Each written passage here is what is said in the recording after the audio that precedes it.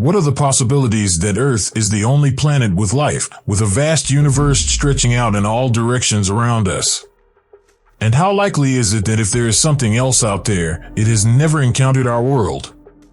Authorities are under increasing pressure to share what they really know about alien life, with some claiming that the reality is also extremely morbid. Hello and welcome to Zeey. And today we're answering the extraordinary question, is the government concealing the bodies of dead extraterrestrials? Do you require answers to the major questions? Then why not subscribe to Zeey for more videos like this one, and ring the bell for more thought-provoking information. On June 5th, 2023, the internet news site The Debrief made some shocking revelations about the U.S. government and intelligence agencies, as well as an apparent cover-up of UAP and maybe alien life. Leslie Kean and Ralph Blumenthal wrote the essay, which centers on evidence from David Grush, a former high-ranking U.S. official turned headline-making whistleblower. Grush argues in the piece, in a subsequent interview with News Nation, and in many public appearances thereafter that the United States is running, and has been running for a long time, a top-secret UFO retrieval operation. He claims that America has, or is aware of, intact and partially intact vehicles, UFOs that are supposedly detained and presumably examined, rather than simply observed in the sky before disappearing. Grush had previously worked closely with the UAP Task Force, an official division of government that has since been reformed, but which specifically dealt with an increasing number of UAP reports. According to Grush's assessment, however, significant bits of data and key pieces of information were not always followed up on or thoroughly probed, frequently as a result of an explicit attempt to cover up the truth made by particular groups or personalities on the inside. These are shocking charges from the start, but there's one component of Grush's claims that has piqued the world's interest. Among other things, it's claimed that the U.S. holds the bodies of several UFO pilots. In this scenario, the terminology has quickly expanded. The phrase non-human is commonly used to emphasize how unearthly the claimed hidden substance appears to be. However, on the first day of a highly anticipated UFO congressional hearing conducted in Washington on July 26, 2023, the observing globe became aware of non-human biologics in particular. When asked if any remains of crashed UFO pilots had been recovered, Grush said that biologics came with some of these recoveries, as he had previously stated in his News Nation interview. When questioned if they were human or non-human biologics, Grush replied, "Non-human, and that was the assessment of people with direct knowledge of the program I spoke with." However, having ostensibly opened the door to even more big revelations, much of what Grush had to say first was a little more ordinary. For example, he said that he had never seen an alien body and that his assertions are based on lengthy conversations he's conducted with high-ranking officials within America's UAP spy circles. For those who are less inclined to accept Grush's claims, this may be sufficient grounds to dismiss him.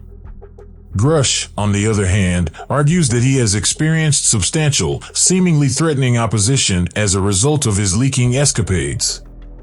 He has claimed on many times that he is unable to share some pieces of information in public, but that he can do so in private.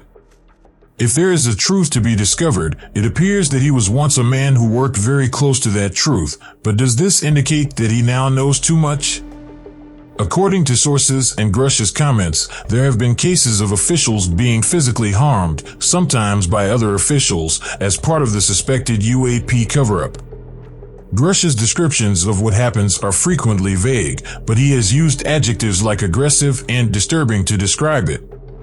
Ultimately, he is not on his own, neither now nor in the past. At the same congressional session, Grush was flanked by two other former senior figures testifying, former U.S. Navy personnel David Fravor and Ryan Graves.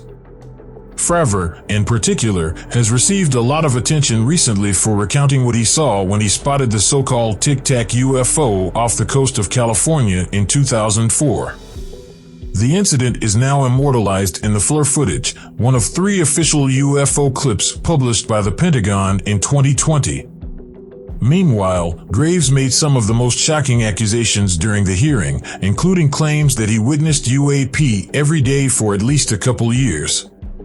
He also stated that it is a similar case all over the world, and when questioned whether there were any commonalities between UAP sightings, Graves stated that many were dark gray or black cubes inside clear spheres. David Grush is the current prominent claimant in terms of potential alien life and bodies, but there have been others before him. According to Grush, America's UFO retrieval operation dates back at least to the Second World War. Of course, at that time period, Area 51's ascent to fame demanded the majority of the world's conspiracy theories. One of the most infamous charges centered on a purported extraterrestrial autopsy tape, which was collected and disseminated in the mid-1990s by British filmmaker Ray Santilli. A former and nameless member of the U.S. military apparently sent Santilli the 17-minute black and white footage. It showed what appeared to be a humanoid alien being treated on by what appeared to be surgeons. However, in the years since its release, Santilli has admitted that the tape was a reconstruction of another piece of film that he witnessed, but deemed too damaged and worthless in its original state. Unfortunately, no one else has ever seen that first film. Elsewhere, it's not like stories of the U.S. knowing about and experimenting on abducted life forms are particularly novel. The Montauk Project is arguably the most renowned, yet unproven or proven case.